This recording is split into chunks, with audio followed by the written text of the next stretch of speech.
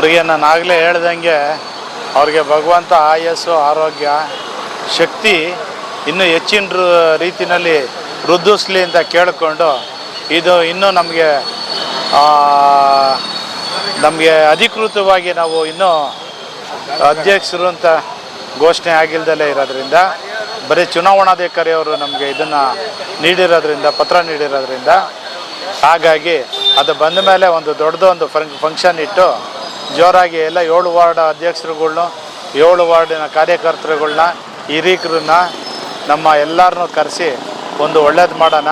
ಈಗ ಸದ್ಯಕ್ಕೆ ದೇವೇಗೌಡರ ಅಪ್ಪಾಜಿ ಅವ್ರಿಗೆ ಭಗವಂತ ಆಯಸ್ಸು ಆರೋಗ್ಯ ಕೊಟ್ಟು ಕಾಪಾಡಲಿ, ಇನ್ನೂ ಹೆಚ್ಚಿನ ಶಕ್ತಿ ಕೊಡಲಿ, ನಮ್ಮ ಕರ್ನಾಟಕಕ್ಕೆ ದೇಶಕ್ಕೆ ಒಳ್ಳೆ ಶಕ್ತಿ ಇರಲಿ ಅಂತ ಹೇಳಿದ್ದು ಅಂತ ಅವರು ಇನ್ನೂ 100 ಕಾಲ ಬದುಕಲಿ ಅಂತ ಹೇಳಿ ಕೇಳಿಕೊಂಡು ಭಗವಂತನಲ್ಲಿ ಪ್ರಾರ್ಥನೆ ಮಾಡ್ಕೋತಾ ಇದ್ದೀವಿ. ಏನು ಕಾರ್ಯಕ್ರಮ ಹಮ್ಮಿಕೊಂಡಿದ್ರಿ ಸರ್ ಕ್ಷೇತ್ರದಲ್ಲಿ? ಅದು ಮುಂದೆ ಹೇಳ್ತೀವಿ. ನಾವು ಮೊದಲು ಅಧಿಕೃತವಾಗಿ ಒಂದು ಲೆಟ್ರ್ ಕೊಡಲಿ ನಮಗೆ, ಆಮೇಲೆ ಏನು ಮಾಡಬೇಕು ಅಂತ ನಾವೆಲ್ಲ ಹೇಳ್ತೀವಿ ಅವಾಗ.